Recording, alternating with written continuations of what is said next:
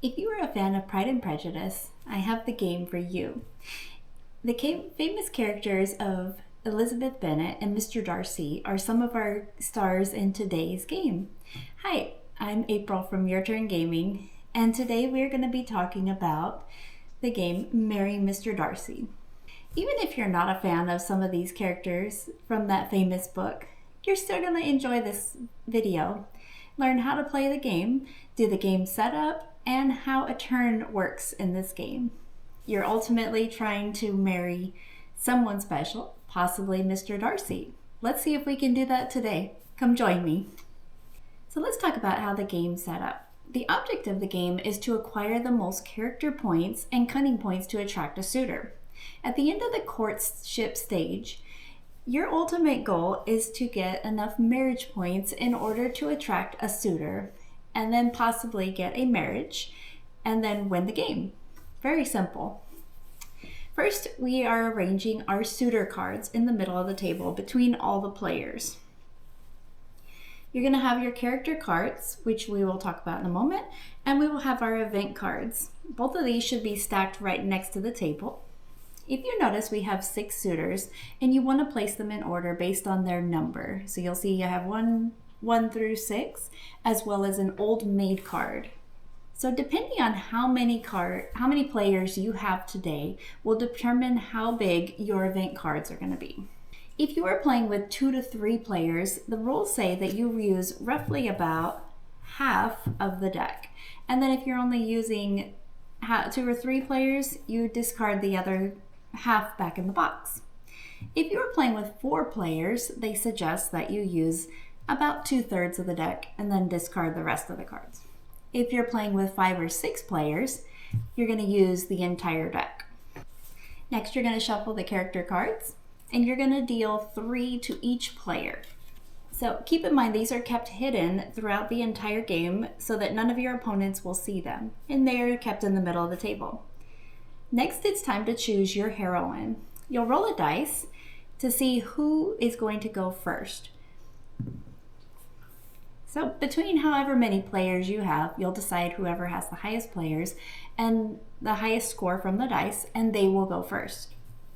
You look at the cards and you're going to decide which one is going to help you the most. On the card itself, you will see that it has a green hexagon, and this is going to tell you how much dowry the green part is that each character comes with.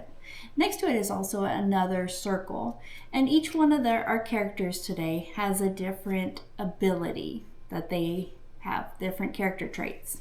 So on the front of the card, you have that, and then on the back of the card, it actually shows you marriage points. And these marriage points come in effect at the proposal part of the stage. And this will tell you when you're trying to attract a suitor, how many points you get per suitor. So keep that in mind when you're trying to decide which character you're going to be. So for today, I'm going to choose Elizabeth Bennet, because obviously, why not? She's the star of the show. And then players continue clockwise around discussing which player they want to be. So now that's the game setup. Let's get going. So as I mentioned, there's 2 stages of this game. There's a courtship stage and there is a marriage stage. During the courtship stage, you'll be trying to gain advantage with suitors during event cards, which are these cards. During the game, you will take a card, an event card, during your turn. You'll turn it over and you will read what the ability says. In this case, it says, your suitor has many reasons for marrying. Keep this card for 1 reroll during the proposal stage. Also, if you drew this card, draw 1, play 1. So as I mentioned, you have 3 cards that you're starting with. So you can keep these cards. You draw 1 character card, look at it in your hand, and because I have Elizabeth Bennet, ultimately she wants to get Mr. Darcy. So I'm going to look at Mr. Darcy and I'm going to say, oh, he needs +5 wit. And so I'm going to play a card that will ultimately help me. So I'm also going to keep this card as it gives me a reroll during the proposal stage. Another event card that sometimes you can get is called the party card. And the party card is usually played with all people at the table. Even though you drew it on your turn, a party card can actually work for multiple friends. So what it asks you to do is you're going to roll the dice. And so I got a number 1, and it says 1. Mr. Darcy, Caroline may draw 1, play 1. Miss Darcy asks no one else to dance. So meaning if that was my turn and I'm not Caroline, nothing happens. Another event card you can get is called a gambling card. Gambling cards are based on the cards that you have in your hand. If, say, you want to do 1 card, you're not feeling very lucky, you would bet 1 card. You would roll the dice, and I rolled a 2. It says you lose your card, meaning that's it. I don't get to keep it, and then you just discard it off to the side.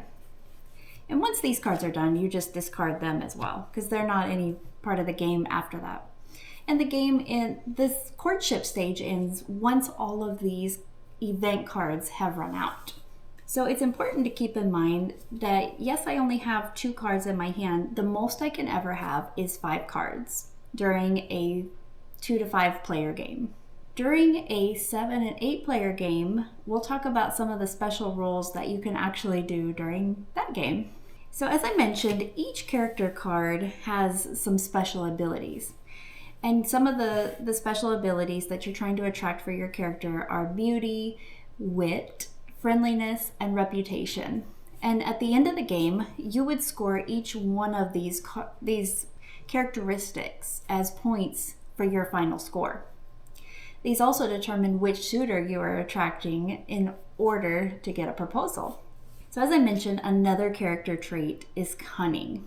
The player that has acquired the most cunning will be allowed to enter the marriage proposal stage first. Any cunning cards played for your character are played face down. So meaning if I hadn't discarded this one, and say it was my turn and I had the draw 1, play 1, and I wanted to play a cunning card. This is a cunning card right here. Now the top of it actually is, you can play against somebody else, or you can use it for cunning. And what you would do is you would take it, turn it upside down, and place it underneath your character. And as I mentioned, you want to place it upside down because you don't want any of your other players to know how much cunning you really have. Because at the end of the game, whoever has the most, or the end of the courtship stage, that player will go first in choosing a suitor. So if they're going after the same suitor as you want to have more cunning than they do. Let's say now that during one of our event cards, another player happened to get you more cards. Say you were doing one of those gambling cards and you have more than 5 cards.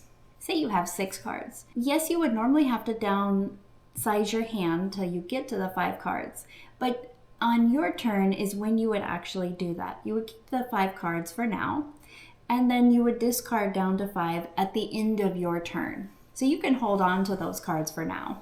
And then if we say run out of character cards, then you just reshuffle the deck and place it back up again and restart the cards. So as I was mentioning the cunning cards, you want to count how many cunning cards you have to determine who has the most cards. And then you choose your eligible suitors. If 2 players have the same number of cunning cards, the player with the highest dowry, which is this green number on the card, whoever has the highest one, that person would go first. If there happens to still be a tie, you would roll the dice and whoever has the higher number would go first. Now with that being said, let's take a look at our suitors. So as I mentioned earlier, Elizabeth Bennet is the star of our show, so which is why I chose her.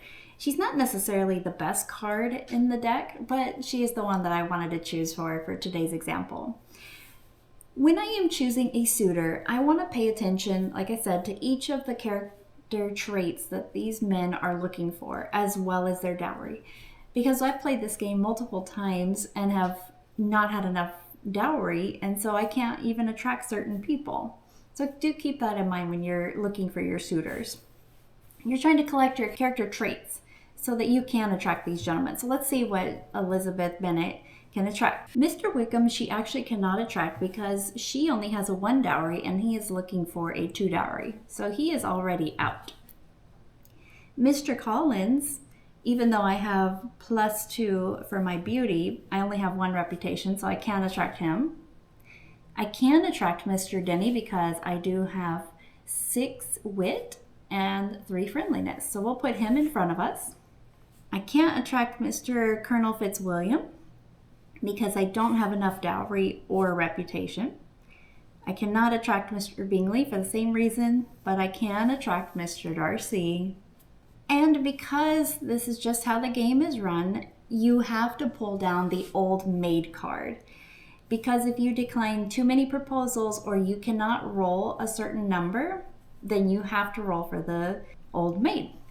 So during the proposal stage, you have to pick a suitor now. Your choice is to roll for 1 character, meaning you're using lady's choice and you're putting all your eggs in your basket. You don't have to do that, but if you want to, what would happen is you would get a +1 on your die roll. So I'm not going to do that for this example, but if I wanted to, hypothetically, I'm going to pretend that Mr. Darcy was the only one I was interested in. And so I would only get 1 dice roll, and it's all or nothing, but I do get a +1. To get a suitor to propose to you, you have to get a 4, 5, or 6 on the dice. But with my +1, I could technically get like a 3, 4, 5, or 6. So I'm going to roll my dice. And because I rolled a 5, I also get a +1, so I would get 6. So in this case, Mr. Darcy could propose to me, and they could get marriage points, live happily ever after, and we count up our points and we win. So that's how Lady's Choice works. But as I mentioned, you're rolling for your suitors, and you would do this in number order. If you notice, there is the number of the suitor on the card. So first you would roll for Mr. Denny. So if I roll for Mr. Denny, I get a 4. Now I can decide to accept his proposal, meaning I would look at the back of my card and I would say, ooh, Mr. Denny only gets me 9 points. I think I'll take my chances and I will put him back. So he goes back into the marriage market, back into the spot, so that some other person that I'm playing with can choose him. Next comes Mr. Darcy, and I would roll for him. Ooh, I only got a 1. I can't actually get proposal from Mr. Darcy. Now, because I rolled a 1 for Mr. Darcy, I actually forgot that I now can use my card. If you remembered earlier in the video, I got this card and it says your suitor has many reasons for marrying. Keep this card for 1 reroll during the proposal stage. So let's go ahead and reroll. So I get the 5, so now I can marry Mr. Darcy. And sadly, I become an old maid. And an old maid means you roll the dice and you flip this card over, and on the back side it tells you what happens to you. So I rolled a 4. It says, you live a lonely, modest life by the grace of a cousin, +4 points. So if that is my fate, then I would only get 6 plus however many points I got on my character card. So I have 20 points because I cannot count however many dowry I have or cunning cards I have. Those do not count when you're counting your final marriage score. So 20 points would be the way I would have ended the game had I not done Lady's Choice. In my other example, I did Lady's Choice and I did end up with Mr. Darcy. And had I ended up with Mr. Darcy, I would have gotten 15 points, just to show you a comparison. And then play continues in the same way to the next player. So the winner of the game is the player with the highest sum of character points and marriage points. You count up all your beauty, reputation, and friendliness, which I was showing you in our example, and then that ends the game. Whoever has the highest points is declared the winner. And if for some reason there is a tie, you would count whoever has the highest dowry on the player card, the Heroine card. If that is still a tie, it would be the person that had the most cunning points, and that would be the winner of the game. As I mentioned before, we often have times where we have 7 or 8 players at our game nights. So can you play this game with 7 or 8? Yes, you actually can. In the back of the rule book, they actually mention some specific rules that you can do for a 7 to 8 player game. Not very many, but it gives you options. So it could be that when you have your character cards, for example, when you're dealt your 3 at the beginning of the game, you're only dealt 2 instead. So each player would then start with 2. Your hand limit, like I was saying, our hand limit was 5 cards during a regular game, right? I have my 5 cards. The most you could have in your hand would only be 3 cards.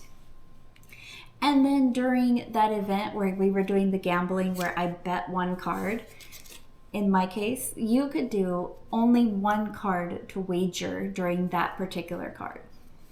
Otherwise, the game continues as normal. And so that is Marry Mr. Darcy. I hope you enjoyed the video. It is a fun take on Pride and Prejudice. We as a family like to do a British accent when we play this game just for fun of it. It doesn't say that in the rules, but we like to add in our own little special twist to the game. If you enjoyed this video, I would really appreciate it if you would give it a thumbs up. If you're new to the channel and you like this video and you want to see what else we have out there, make sure to subscribe because we do videos like this all the time. As always, friends, I'm April, and there's more games out there. Let's go play them. Now that you've finished watching this video, be sure to check out our other videos. Please also like the video, hit that notification bell so you don't miss any of the gaming fun. There's more games out there. Let's go play them.